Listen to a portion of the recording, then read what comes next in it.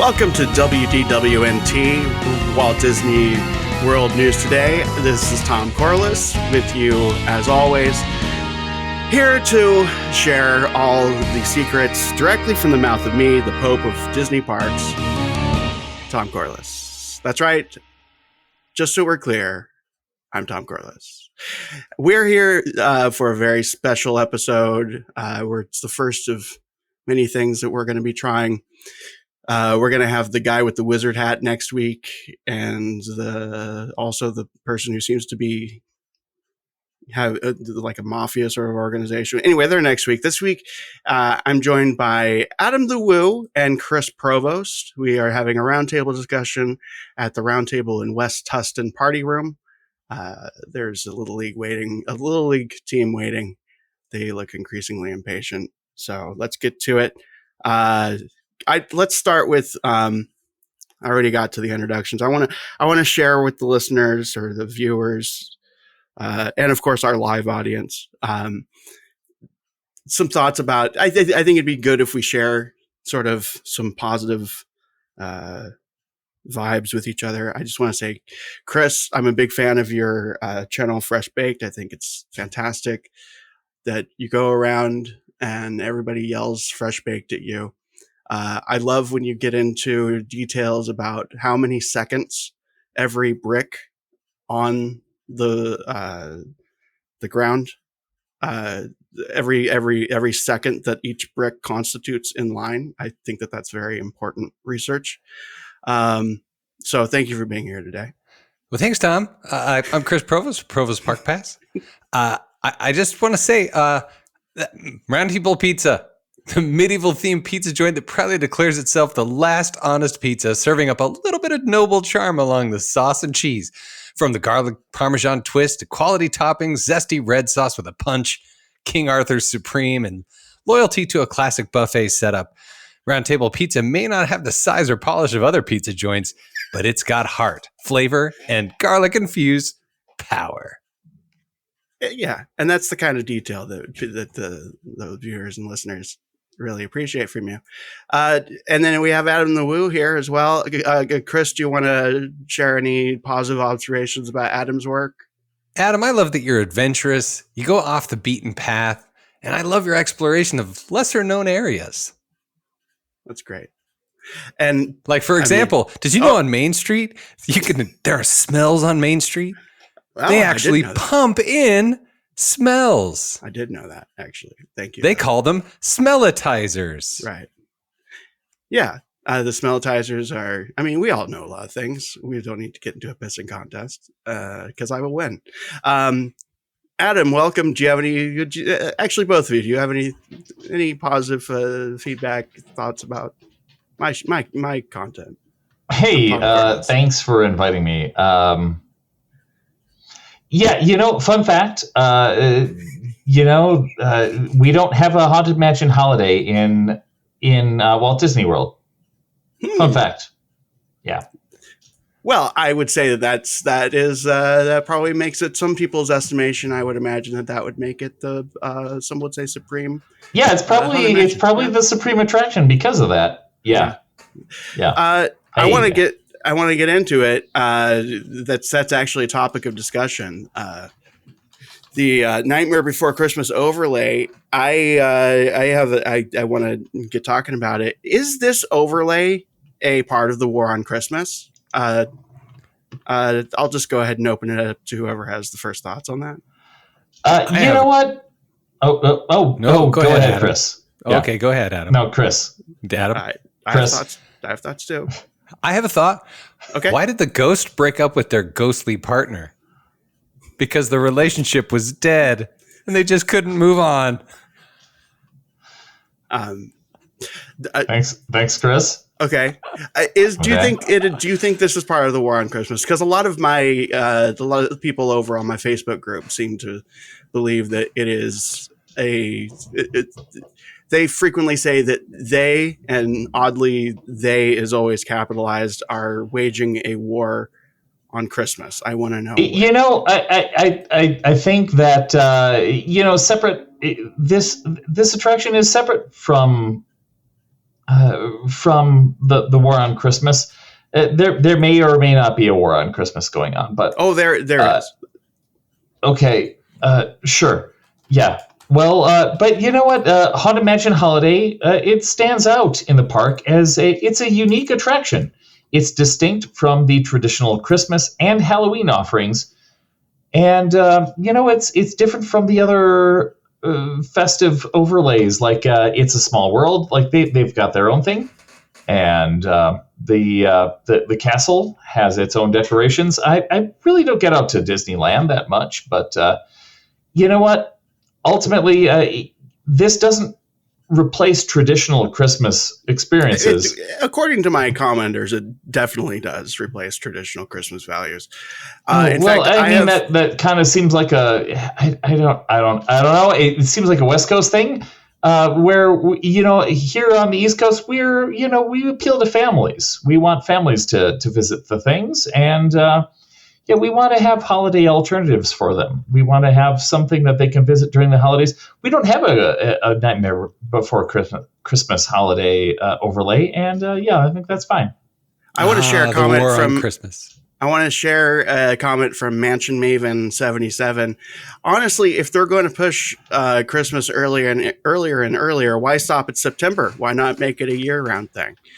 I think that would be fantastic. I think that would actually be an offensive move in the war on Christmas to have Christmas win one of many fronts on the war on Christmas. War on Christmas, the eternal holiday battle. Hey, why did Santa enlist in the war on Christmas? Why? Because he slays every time. I'm not capable of processing humor. I don't know if you've watched the WDWNT live shows before, but I think Christmas year-round would be fantastic. I just don't quite get your joke. Sleigh. He rides in a sleigh, and sleigh you can also mean like kill. I have another commenter here that says that the overlay represents an erosion of holiday boundaries, and I can't help but think that perhaps this is, honestly, when I think about it, I think that the entire Nightmare Before Christmas overlay it's a personal attack on me because I love the Haunted Mansion. And I think that Disney leadership is trying to erode my love of the Haunted Mansion. I think that they are sending a message to me, Tom Corliss, that first of all, they know that I'm onto them, and they know that I know that they know that what I know. I mean, Tom. I think this appeals beyond just a single person's opinion or a single film. The Haunted Mansion holiday really should be appreciated for its references to the film Nightmare Before Christmas.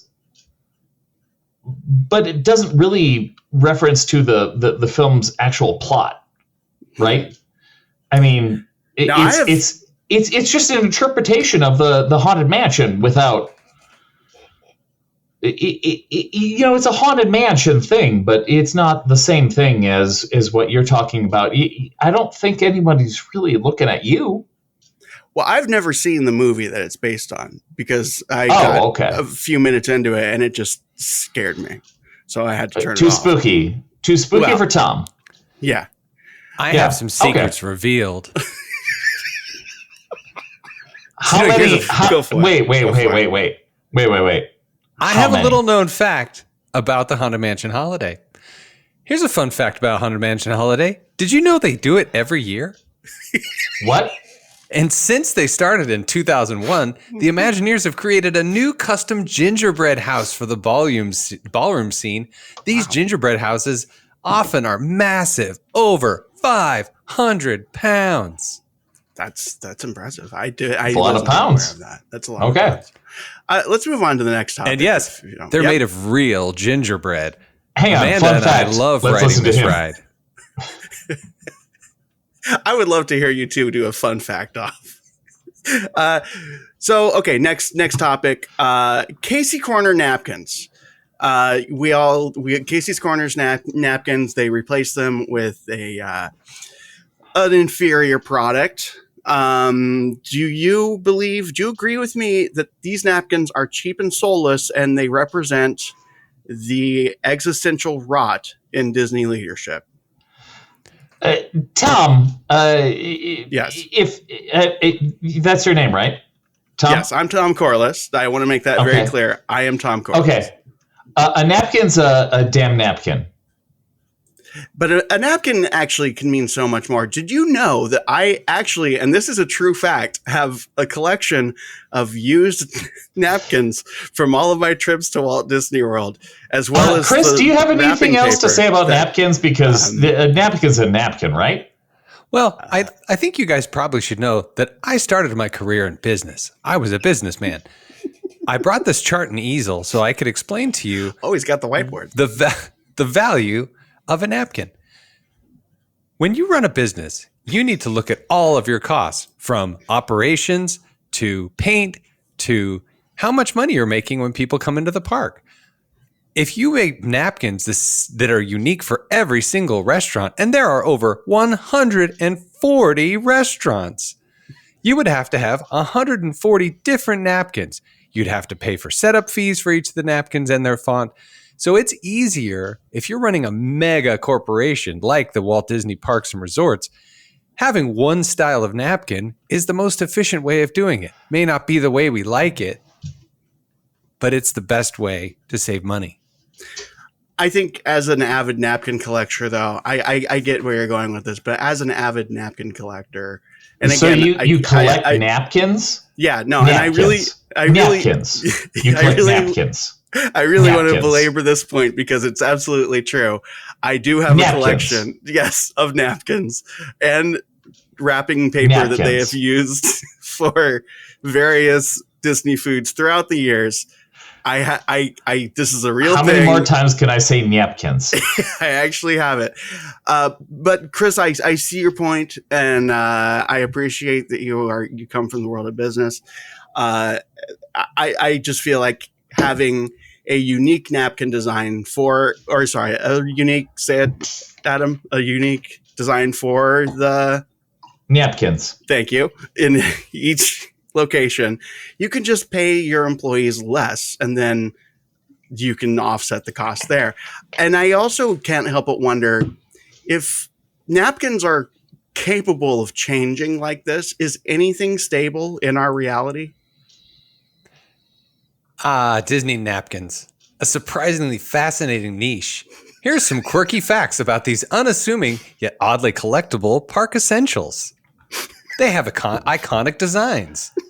They're often collectibles. Now that I think about it, Chris Provost may as well be AI. Exactly.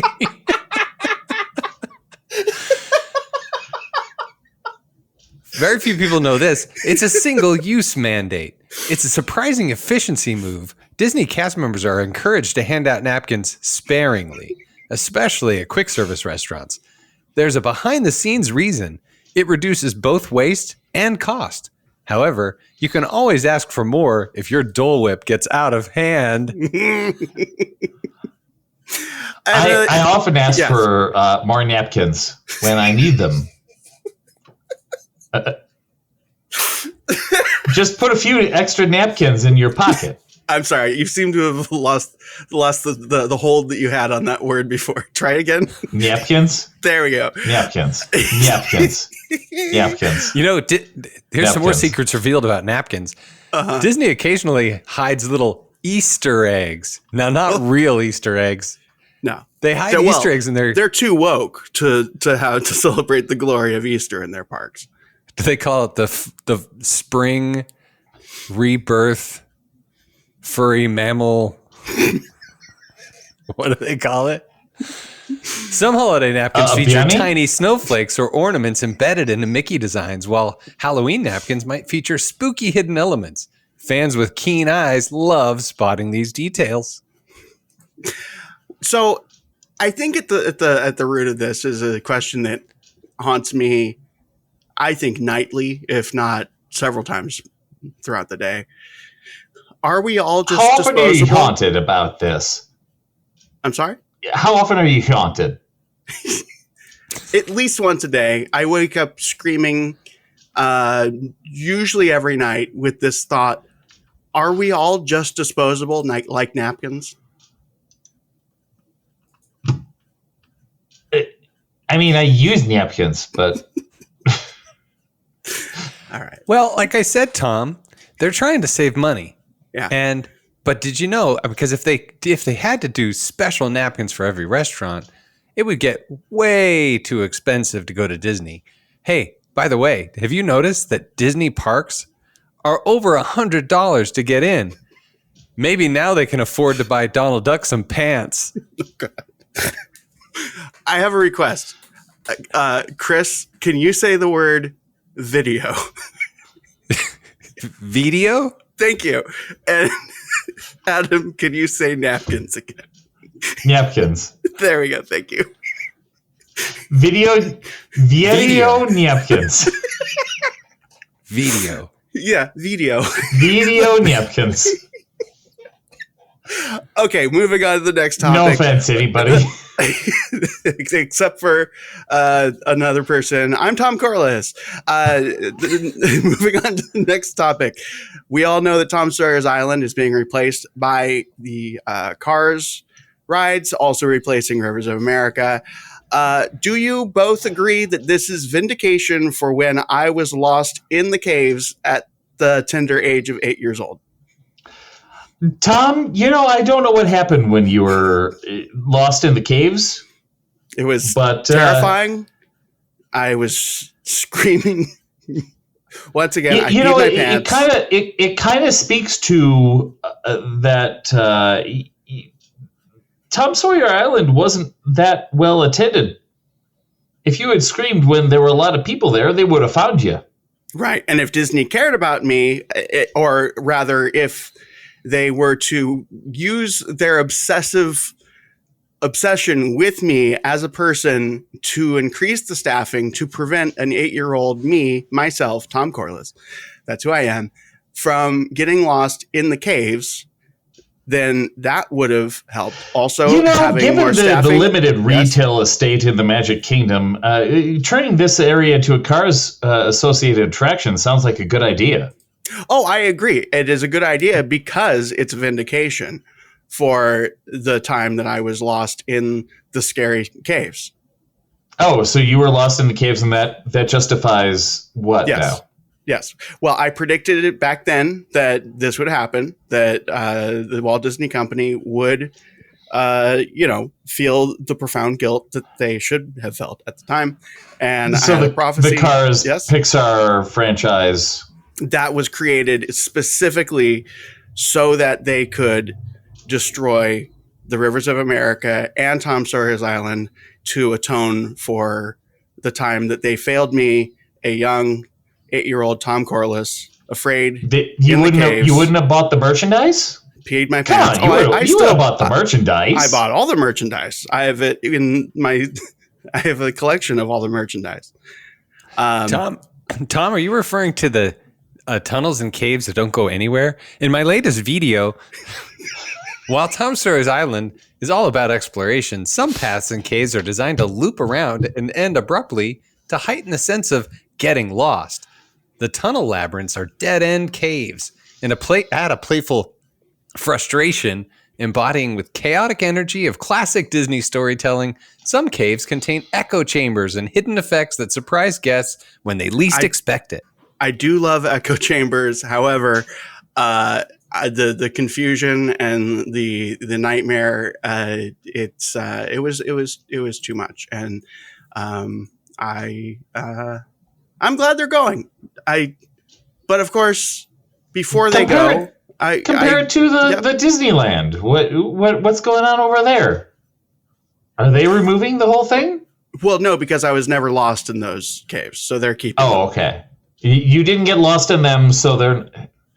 Why is this about you? Why wouldn't it be about me? Moving on. The next topic. Tom, I have a question. Mm-hmm. Why did Tom Sawyer Island get kicked off his own island? Tom Sawyer get kicked off on his own island because he kept whitewashing the truth. That one's good. I like that one. I don't get it. I don't either. A lot of the users on my the comment boards have noted, though, that they are upset that they have never used they've never used the theming of Tom Sawyer's Island to have rampant use of the N-word on that island. Because I don't think that's a good idea, Tom. Well, I don't either, of course, but like 80% of my commenters seem to think that is what they should have done from the very beginning. Tom, yep. Do you really listen to them? Well, I don't moderate them. I don't want to limit what they're saying unless they argue with each other to stop each other from saying those things. In that case, that is hateful speech. And Chris, how many racist people on your chat? Oh, they're not hold on. They're not racist. They're just they have traditional views. Tom, yes. Tom, no. Chris, how many racists? It seems minimal. I think, guys, I want to take a moment. Oh, okay. And I want to tell you, the listener, that you are special. I know. Now, you may be listening to this with someone else, and I want you to look at them and realize I'm not talking to you. I'm talking to them. You are special, but you're also important, and you're not racist. That's right. And I think that you are so important to this life. I agree. And to this world and to my channel. Mm-hmm. And Amanda and I love you, and we care about you. No, not you. Yeah. You. I also care about you and your daughter. Thank you very much. Tom and Chris, I think I'm not in charge of this channel, but I think it's a great time for a quick ad break.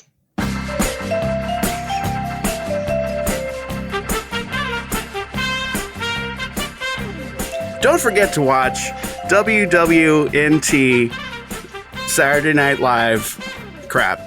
It's where me and a bunch of other humorless people dressed like, what's his name? John Lasseter, make really, really hilarious jokes that are extremely topical about Disney parks, which everyone will enjoy.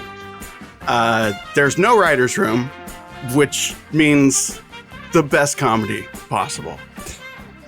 Check out the CBS show The Summit. It's like Survivor, but on a mountain. And then tune into Provost Park Pass, where I go into Secrets Revealed. Like, here's an example. Did you know that Disney Parks offers extra magic hours? That's right.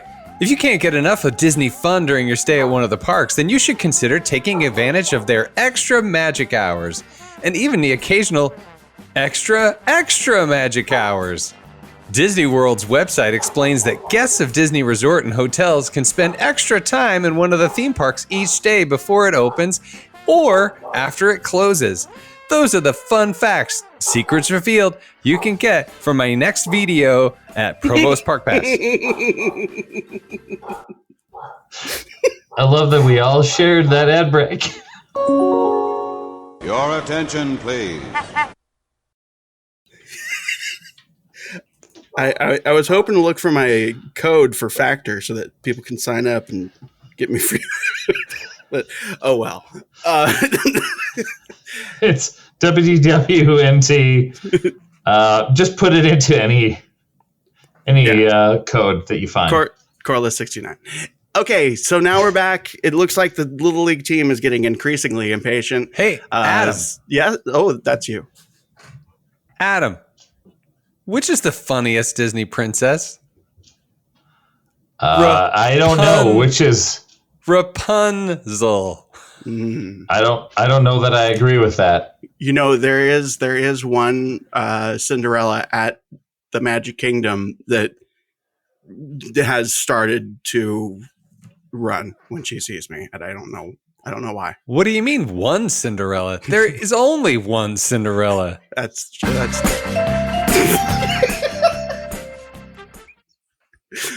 okay. So our main topic for today. Speaking of Cinderella, yes. What Disney princess would make the best judge? That It's Snow White, because she's the fairest one of all. I was gonna say that there is another Snow White. I think she also does Cinderella, but I think they might There's just only talk one to each Snow other. White. Right, but I think they have decided to no longer want to take pictures with me. I'm Tom Corliss. Anyway, our main topic, Dapper. So a princess runs away from you, Tom? Yeah. Is it because what's you're next? I've got a lightning lane. Is it because you're very Tron unappealing to coming look up at? soon. I think it could be because I may have asked a few of them to marry me over time. Been there. Oh, yeah. No, not a good idea. I did marry my princess. Yeah. That's oh, you're married. I thought that was That's your right. daughter. Okay. Who, Amanda? Yeah. She's my wife. Oh, So- Tom. Sealed there- for time and all eternity. So if there are any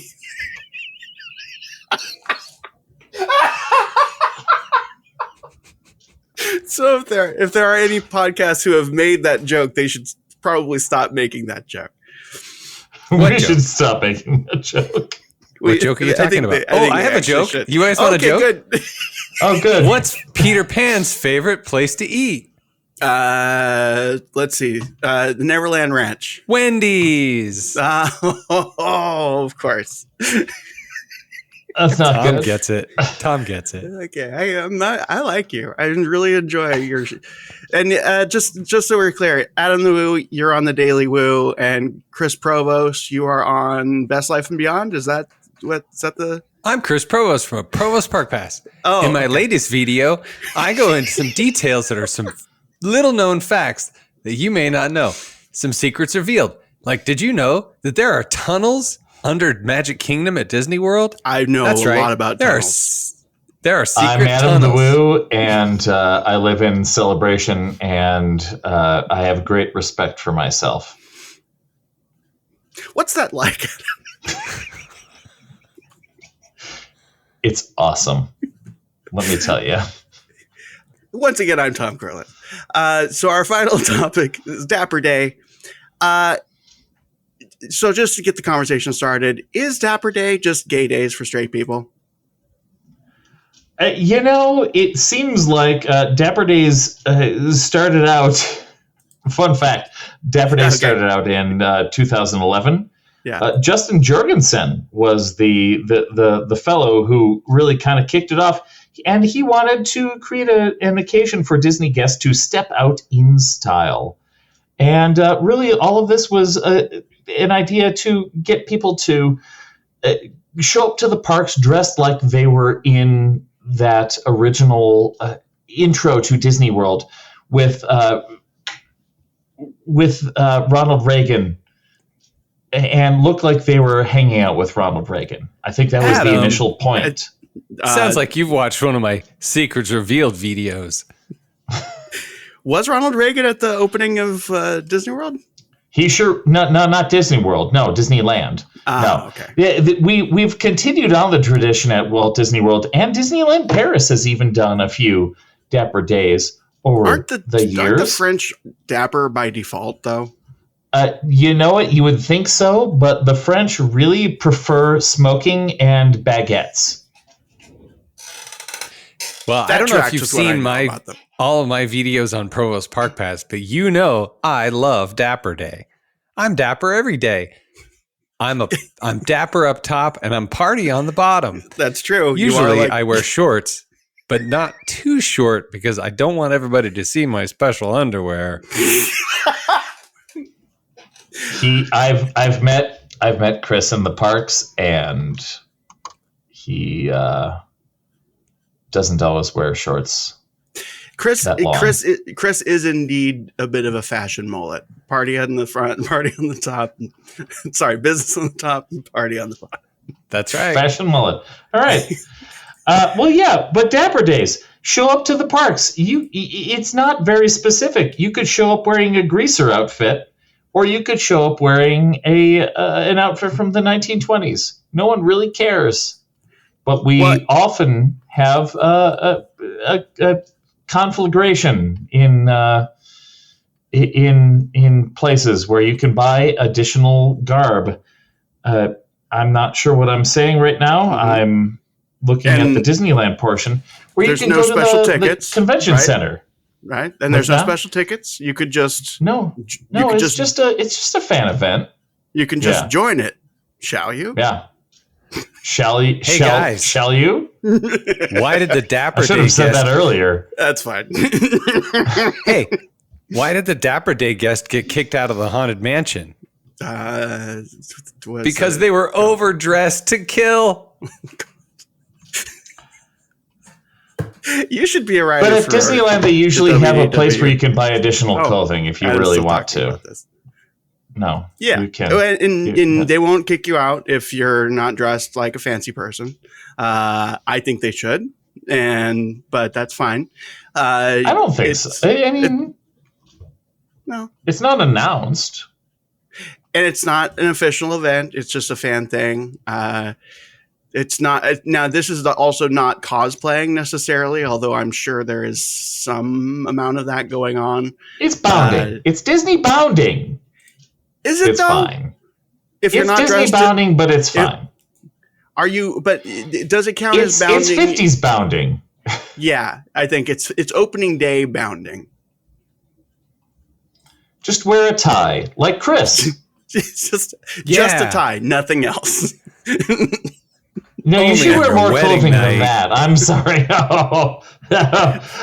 You know what? I have a piping hot caffeinated beverage right here. And let me just take a sip and get centered again. Piping hot. Oh, there it is. Well, in my next video about Secrets Revealed Dapper Days, yeah, the 50s and 60s was a different time when even a trip to the supermarket might involve gloves and a sharp hat. But it seemed the park's designers were aiming to position a visit to these amusement venues as being a par with a night on the opera. Sometimes you can just go wearing a leather jacket.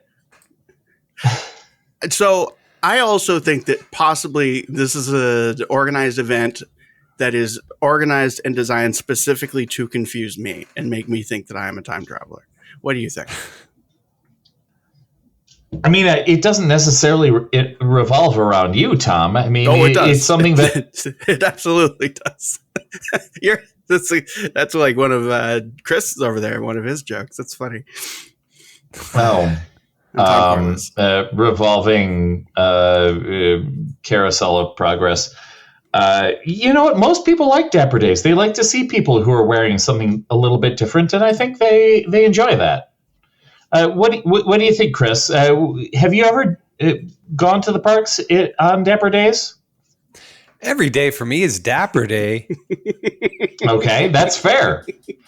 But Tom said something about one of my jokes. Speaking of which, what do you call a droid that likes taking the scenic route? An R2 detour. Oh, God. You know, I really enjoy that. Why is that child outside the window giving me the finger? I do think. What window are you at? Are you in the parks right now? No, we're together in the Round Table Pizza. Round Table in West Tustin. Oh, that's right. Yeah. I'm sorry, I forgot where we are. Would you like to know more about Round Table Pizza? Tell me about Round Table Pizza in Tustin. I think that those parents are looking increasingly angry. I really do think that this team lost, and I think it was a big game. So I think maybe we've covered everything we need to cover. And they do seem to be, they are definitely rolling up their sleeves like they're in a cartoon. ready to pounce. Did you know that the fountain in Celebration doesn't really start until 7 a.m.? Oh, that's interesting. Yeah, every video I have, it's not on yet. Sorry, what you have? Video. Have what? Video. Oh, video. Okay. Oh, I'm sorry. I don't speak Utah. All right. Speaking of things that few people know, more secrets revealed. Did you know that Walt Disney had an apartment above Disneyland? Yeah, we all know about that. Oh, that's right. Walking down Main Street, and be sure to look up the second floor right above the fire building. You can see a little light inside the window. That means Walt Disney's there watching over us. I thought that meant that I am in the park, because every time I'm in the park, I see the light on. Folks, just rent a boat next time you're there. Best experience. Don't use your tickets. Don't go into the parks. Rent a boat. It's actually not bad. It's a great idea. Rent a boat. Well, speaking of renting things, this rental of the Round Table Pizza party room is coming to a close, and the Little League team does look increasingly upset. I can't help but, I mean, they really do. They look like they're related to Bob Iger and Bob Chapek. I think both together? Did they have children together? I believe that they did consider doing that specifically to upset me. So, to prepare for the CEO that you were not invited to be. That's right, and I should be. Hang on. That's a little bit of a burn because you weren't invited to be a CEO. Let me slurp loudly in the microphone. Yep, there we go. While he's slurping, I want to tell you some more secrets revealed about Round Table Pizza, that timeless medieval ambience. Round Table Pizza locations have a distinctive throwback vibe, complete with medieval decor, faux castle walls, and occasionally even a tapestry or two. It's quirky, it's old school, and it's gloriously out of step with the times, just like you, Tom. And it makes every visit feel like you're entering a kingdom devoted to pizza and pitchers of soda. And speaking of kingdoms, there is a podcast network out there that I have come to really enjoy. That is not my own, but I wait, you enjoy something that's not yours? Is it the Podcast Collective where they have the hub crawl and Bowie-splaining? There is that one. I do enjoy those when I'm not, after I'm done screaming into the void, I have a few scant minutes of clarity, and I will enjoy content that soothes me, like the angry gorilla that I am. And those are a few of them. There's also the Ears Up Podcast Network. They have shows like Puny Pod is a show where they talk about small things, and they also talk about Marvel movies in order with no spoilers. There's also the Supreme Resort is something that I enjoy. I'm considering legal action currently based on what I'm hearing. I'm Tom Corliss. Please. Yes, please. Please. I want to please consider legal action because that would be funny for them. And Tom, I've heard of the Supreme Resort. Yeah. It's a really fun podcast where they tell lots of secrets revealed. Also, one of the hosts also hates the Beatles. And did you know, another secret's revealed, that the Beatles broke up at Walt Disney World? Oh. That's right. John Lennon signed the breakup letter at the Polynesian Resort. In room 12B. I wonder if another secret's revealed. There are no letters on the room numbers in the parks. You can also listen to Ears Up. Let's pretend Ears Up in Depth is still a thing because that's funny for me. Is Jeremy your best friend, Tom? I have very few friends, if I'm being honest. I pay most of them to be hangers-on in the WDWNT universe. I am friends with the timeshare guy with the wizard hat because I want to believe that that's true. Dave. Okay. Yeah. Yeah. I have an AP. I don't really work with him. Okay. I live in Celebration. It's fine. And if you don't live in Celebration, or even if you do, and you want to plan a trip to any of the Disney parks, you can call 856-our-ears.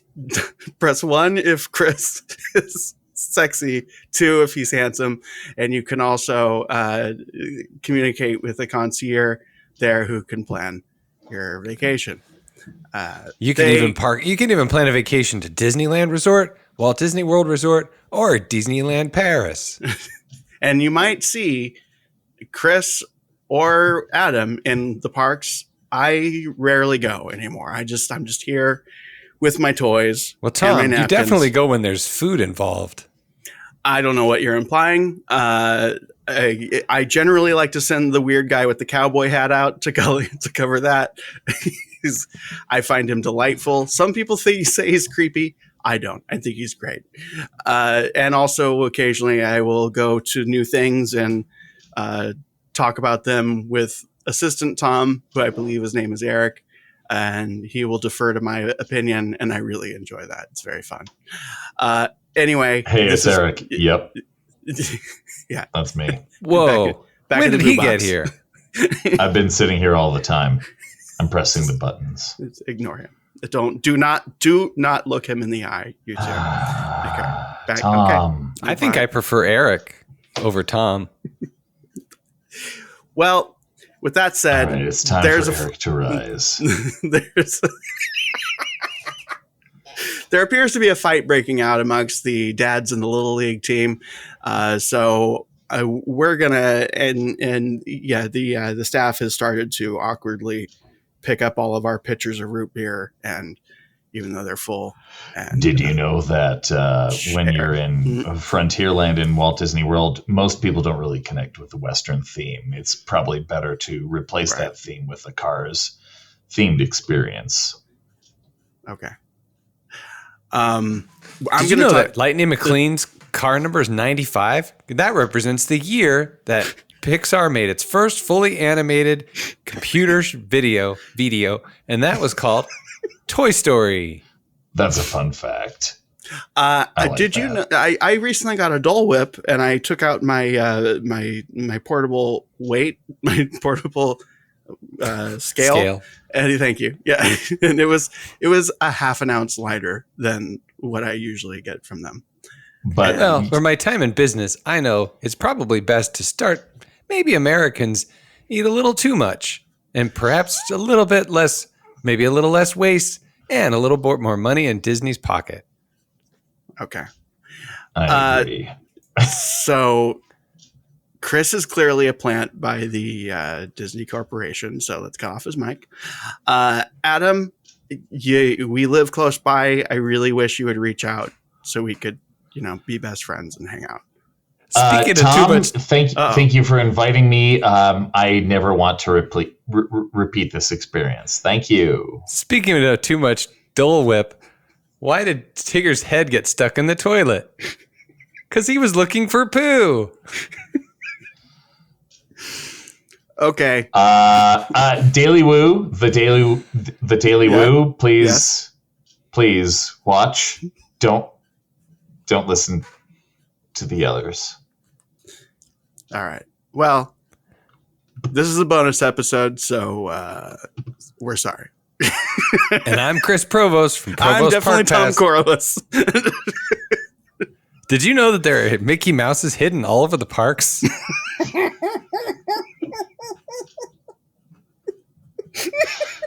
And I'm Eric impersonating Adam the Woo. Whoa! Okay. Goodbye.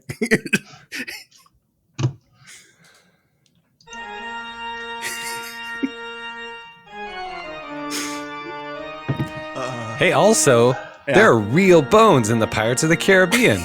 You mentioned Ears Up Podcast earlier. It was on Ears Up Podcast that your long-lost brother, Jason, Tom, announced that. And that's the sole reason we all know that there are real bones on a man. Yeah, Pirates. turns out it's not true.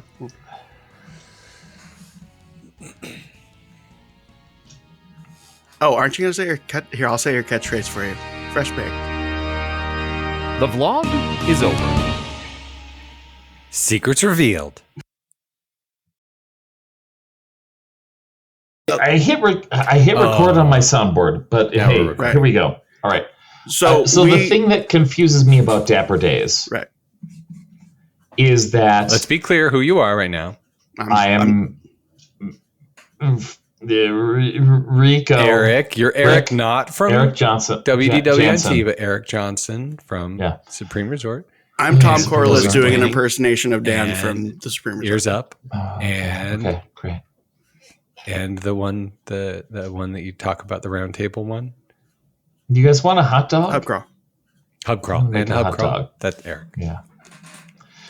Anyway, So, just for context, after we stopped recording, the three of us sort of started talking more about Dapper Day out of character. There's not a whole lot to go into, but this is stuff that I think none of us would have felt comfortable channeling through our character because we wouldn't know how to. So, welcome to the mega we need Easter to be egg. sincere at some point. Yeah.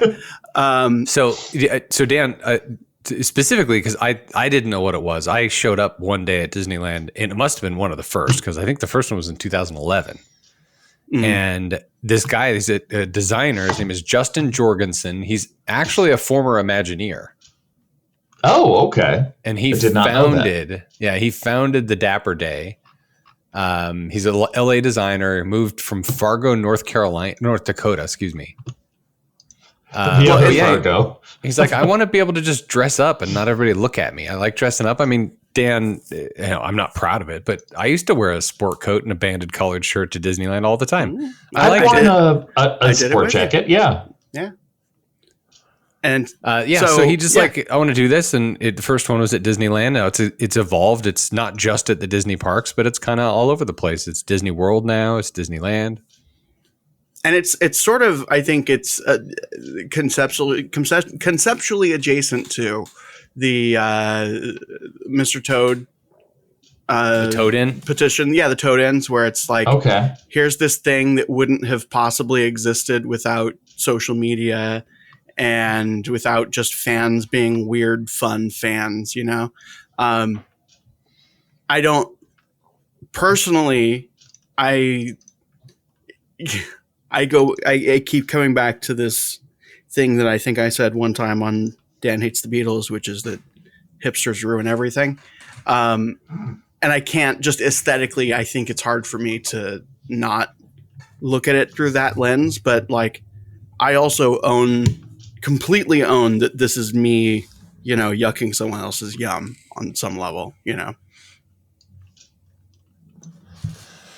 So, Dapper Days, it's a thing, and it's just a way to. It's like being Paul F. Tompkins every day. Oh, Yes, this Nice. is how he dresses all the time. yeah. It's just interesting to me because they don't really stick to a theme, like a particular just dress up era. nice. And they like to do it in the winter times. So it's easier to layer. You know, it's cooler. Well, yeah, and I've seen this at Disney World and Disneyland, and yeah, in some cases it's almost Victorian, Yeah, it just depends on what you're into. Well, and sometimes it's It 50s. is, I think, Victorian in spirit across the board.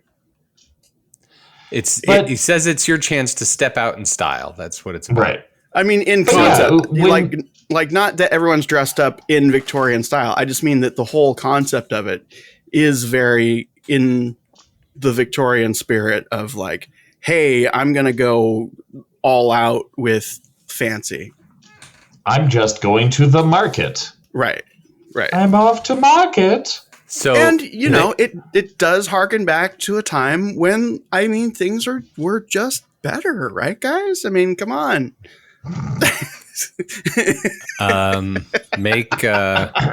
Anyway, they have events like No? November, Okay. like in a couple weeks. November 3rd, nothing going on around there. There's the fall outing at Disneyland. They even have a pop-up shop, like an actual store that you could buy Dapper clothing at Grand Californian. that's sponsored by Dapper Days. It's a whole thing. It's a whole brand.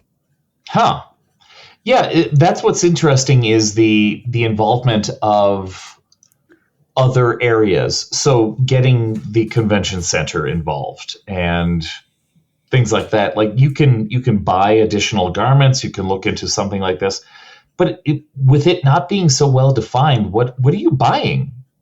I honestly don't know. I've never it's really just a done way this. to go out and dress up like you want to dress up. Wear your sport coat, suit and tie, big band era, Victorian, whatever you want. Some people just like to dress up and look nice. I get it. And they don't want people to look at them funny. Right. But if it's the 50s and I show up in like a Fonzie like leather jacket and I smash Go for it. a jukebox. I don't think it's about nostalgia. The Main Street Jukebox. I think it's just whatever your style is. Okay. You can't do it wrong, I think is the point. Okay. It's just not wearing shorts and a t-shirt, which is kind of the modern day theme park garb. I think Dan kind of nailed it, or one of you was like, imagine opening day at Disneyland. Like everybody dressed up, high heels, suit and tie. I don't want to go don't want to go too far into this, but it does go too far. Let's see what happens. Because I don't spend a lot of time with this concern, but that could also be kind of indicative of where the luxuries that I have as a white male, right? But the nature of nostalgia is an interesting thing, right? Because it imagines a time that is a little bit I think, Dan, maybe here's where I think you're going with it is nostalgia doesn't necessarily mean better. Right. Just because I'm dressing up this way doesn't mean it's a better time. That's fair. I'm really trying not to go all the way into a place where I'm trying to be like, well, you're not taking into account the societal blah blah blah. Because it can be a fun thing, but I think that and I'm not trying to say that anyone who does this is, it's like not an indictment of them or anything like that. But when we get into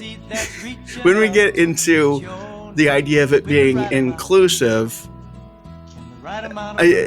there is a limit to that to some extent, just built into it being what it is and focused on a certain kind of nostalgia. Well, I suppose I think that perhaps everyone dressed in a certain way in every era. Okay.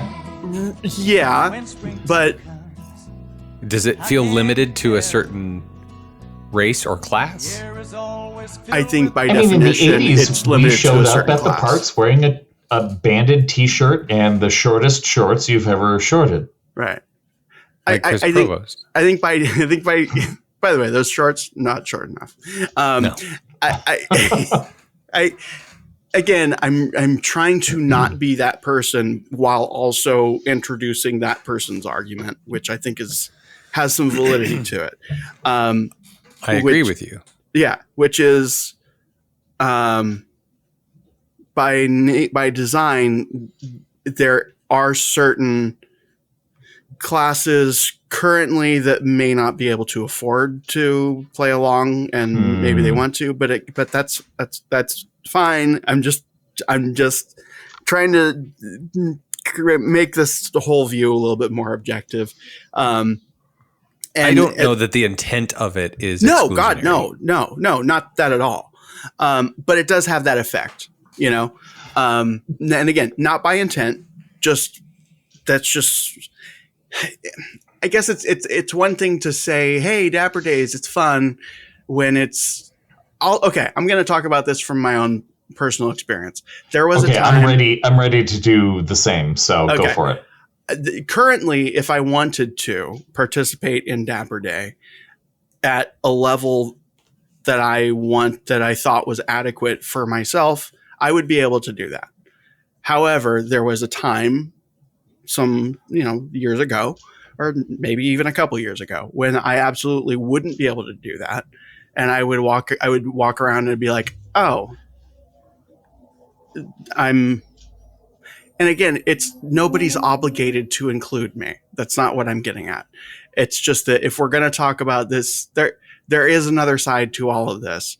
And it does point out that, oh, here are people who are more connected with social media, it seems like they're having more fun, that that there's a limitation to that fun for whatever reason. Interesting. Available to me, right? I'm not saying I'm not saying that's why we should end Dapper Day, anything like that. I'm just saying, like, hey, let's also include another point of view. Dapper Day's fun. It's great. I think people should have that fun. I think that, though, there is another side to it, and I'm just that asshole who always has to ruin these things for people. But do you find that the gangs of Disneyland are exclusionary for the same reason? They have their own uniform. They have their matching vests, whatever. I mean, they're exclusionary by definition. I think more by definition than Dapper Day. Dapper Day is just a fun thing that people do, Anyone can do. That's interesting, and it's like Disney bounding.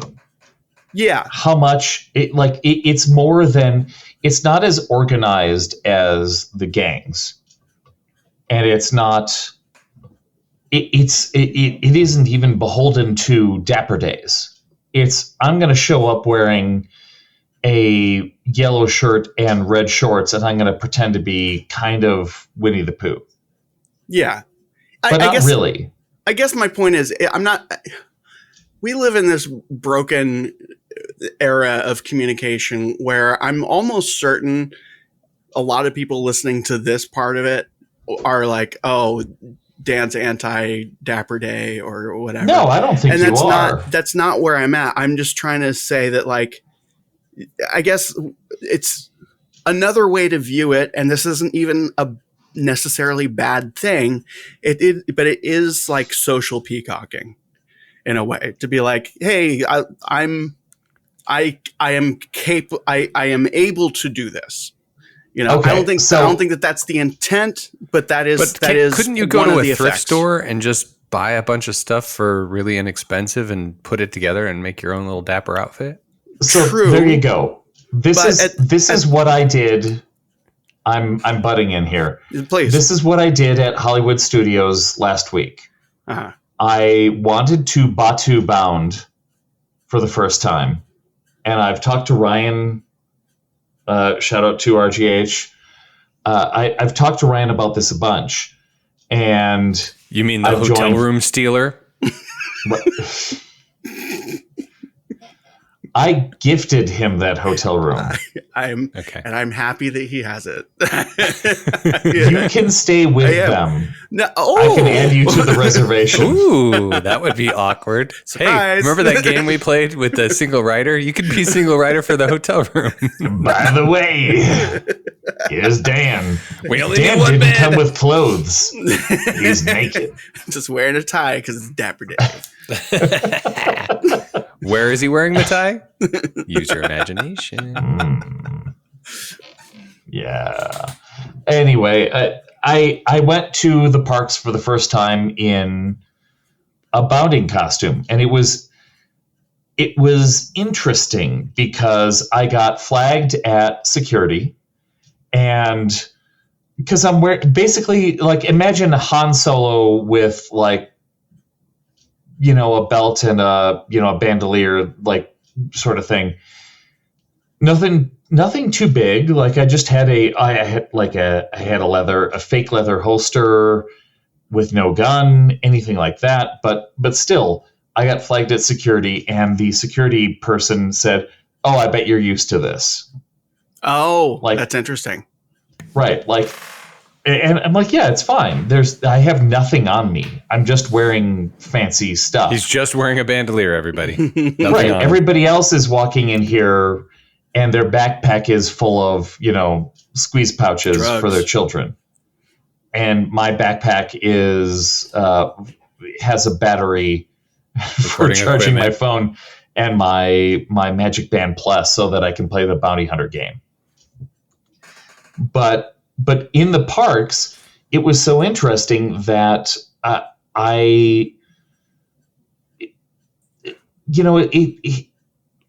there we go. Thank you for the picture. Yeah. It's going to be our show image. There we go. All right. I will send you the full-sized image if you want that one. It was just there were very few people doing the same thing. But when I got to Oga's Cantina in the late afternoon, that was when things kind of opened up for me, because before that it was like, oh, hey, where is Tatooine Traders? I'm like, oh, you have to leave the park. You have to leave the part of the park. People are asking you they thought you were an employee. Yeah, and literally, Sorry, a little girl member came up and said, "Where's Tatooine Traders?" And I said, "Oh, you have to go back to Star Tours, Eric. and it's right next to Star Tours." Eric, why did you not say you have to go off-world? Because I was deliberately not being a creep and pretending to be in world. Did you say bright suns, and did you point with two fingers? No. Well, I did. I pointed with two fingers. Damn you! But yeah, like this girl's mom said, "Oh, I don't think he works here," and I said, "Yeah, I'm sorry, I don't work here, but I live Tatooine here. Traders is This is outside my of Galaxy's Edge." I did not do it in character. I completely broke character and said, "Go back outside of this area and go back to Star Tours." Wait, you just said you broke character, so you were in character at some point? Damn the hell you! Damn the hell you! No, you stepped into Damn the that hell one. you! That's the name of the episode. The title of the episode. Damn the hell you! Eric, I just want to make it clear, you 100% opened that door all on your own. I broke character.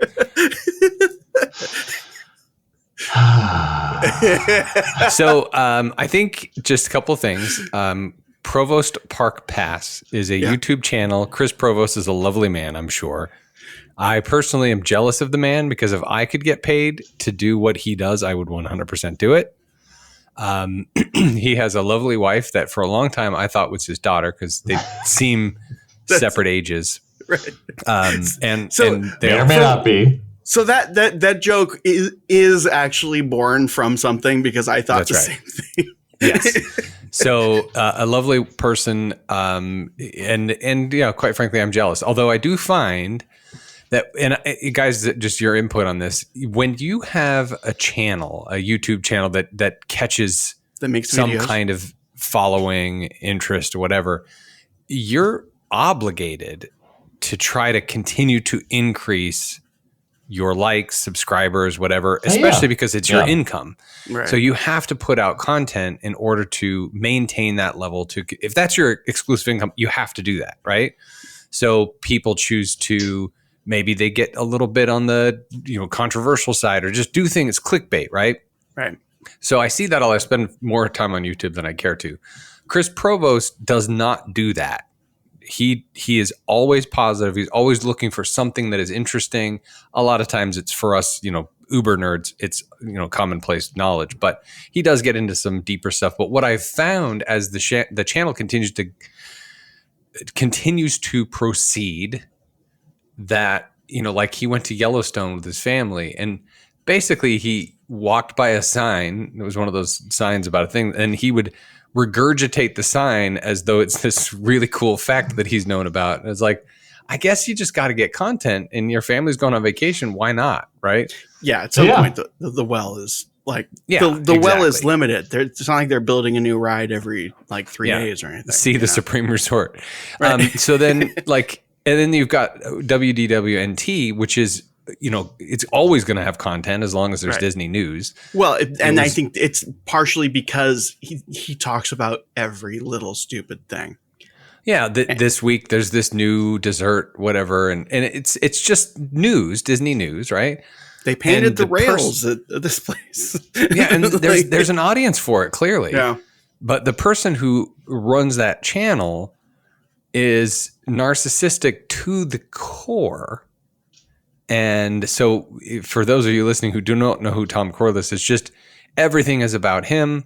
He is 100% narcissistic, and it's hard to watch because he goes on these rants like it's an affront to him because they changed something, and he'll go on for 45 minutes about why it's an affront to him personally because they changed the color of the railing or whatever it is. And it's hard to watch. I don't know Adam the Woo. I enjoy Dan, Adam the Woo very much. Adam is pretty great, and Dan sent me some additional videos to listen to over the last couple of days. But yeah, like Adam's great. Chris is pretty great as well. I'm not comfortable about a lot of the impersonations when it comes to things like this, but Tom kind of deserves it. And Adam and Chris, I hope that if they ever listen to this, are at least lightly pleased by it, because they deserve, like, they're good. They're good people. They put out good content. Tom is just this weird paranoid person, and I kind of don't care. Yeah, and come at us. Also, and more context. I grew up in Utah, and I grew up as a Mormon, and I'm not for sure, but I'm pretty sure that Chris is either Mormon, lives in Utah, and or both, or ex-Mormon or something like that. That's so I made some, for those who know some of the references I made, if you know, you know. Yeah. Provost strikes me as, first of all, a very fun, interesting person who the character may sometimes be a bit much for me, but overall I enjoy his content. He's just trying to get clicks in some of his extreme moments. Yeah. Right. And Adam, I think mentally I kind of nailed who I think he is when I was watching some of his videos for Eric. I was like, oh, he's Huell Hauser. Like, he's like a Gen X Huell Hauser who actually, like, is sincere in his appreciation of everything, with a hint of, like, Anthony Bourdain and, like, Hunter S. Thompson-ish sort of energy. But, like, overall, he's a dude who's just fascinated by stuff. And it's great. I love that. And he wants to tell people about it. And that's what I really respect, is that he's telling people these facts. And that's kind of what we're doing here. Yeah. And it just so happens that Eric's voice sounds almost exactly like Adam the Woo. So. Okay. Well, maybe I'll move to Celebration. And do you mean, when you say facts, do you mean facts like Disney used to potentially have a theme park in Missouri? Oh, yeah. For example. But yeah, Tom Corliss can suck it. And his lawyers can quote me on that. His lawyers. His mom. That's what's coming at us, yes, in 2 weeks. It would be so fun. It would be so fun. It would be fun. As much as I wanted to have a little more content for this was just fun. So yeah, it wasn't. Thank you for the concept, Dan. Thank you. And it's an extra episode. It's just something that you can listen to. That Happy Halloween. This is different from the other Halloween episodes where we really pretended this was real. Yes, kind of. And no one listened to it. I cackled constantly at Jimmy's thing. And hey, why did Captain Hook cross the road? To shop at the secondhand store. Oh my God! What did Lego Elsa sing? Lego, Lego. How does Darth Vader greet visitors to Disneyland? Welcome to the park side. I do have to hand it to Chris Provost. He comes up with these jokes on the spot. Yeah, he sure does. And he knows how bad they are, and I enjoy that. Also, Jimmy, I meant to ask you, and I still haven't, but so I'm going to do it while we're recording. You mentioned some time ago that there was this channel that you watched that right before the pandemic, the shutdown, they were talking about how like we finally have enough viewers that we can like this can be our full-time income. And was that them? That's Provost? Oh my Yeah. God. That's insane. Yeah. He made a big announcement and we're going to try this and we think we can do it. And it was right before COVID shutdown and he's done it. He's got people. Yeah. And I count myself one of them. Yeah. I appreciate him. And you know, hey, if you know Chris Provost, if you are Chris Provost, you might think I'm not talking to you, but I'm talking to you. We would love to have Provost. Yeah. Basically, we would love On to the have hub crawl. We would love to have any of these people except maybe Tom. Probably not Tom. Although it would be funny. I don't have a lot of days. Should I try to get Adam and Chris on the next hub crawl? We're recording Wednesday. What the hell? Well, Why does hub crawl have to be number one priority? Eric. Just because it's hub crawl has more listeners doesn't mean you should have them on both. No, it does not. It does not. By any stretch. I think you should have them on. All right. You should have them on Bowie's planning. That's even better. Be an equipment mover for a band competition. All right, Jimmy, you wanna count us out here? In what way? The normal way that you end a show. Okay, sure. Yeah, ready? What do you call Elsa when she locked herself in her room for years? Isolated. Until next time, ladies and gentlemen, concierge 856 Our Ears. You can book anywhere you want. We just had a recent listener, not even a listener. Somebody wants to go to He's Disneyland going Paris. way longer than I thought. And hold on. Oh, I haven't said the thing yet. She Googled Disneyland Paris vacation planner. She uses a vacation planner for Disneyland, even though she knows it well. She just goes because, hey, I'm going to pay the same amount anyway. I'm going to go with my buddy. But she didn't. She wanted someone who had been to Disneyland Paris before. And so she Googled concierge and we were the first one that popped up. And Lindsay said, hey, we have a Disneyland Paris plan who wants to talk to somebody who's been. And I had a great hour and a half conversation with her and they're booking. So 856 Our Ears, concierge.com. If you want to go to Disneyland Paris, I'm your guy. Until next time, ladies and gentlemen, be good to each other, except Tom Corliss, and court is adjourned.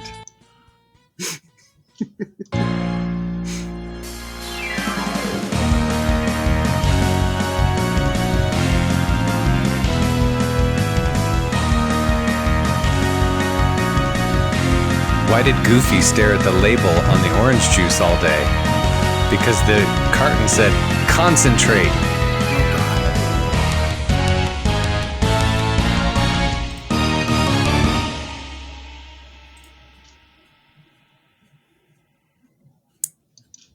Who else is excited for Election Day? Oh my God. I gotta stop, Dan. Yeah. I should stop too. I also should stop.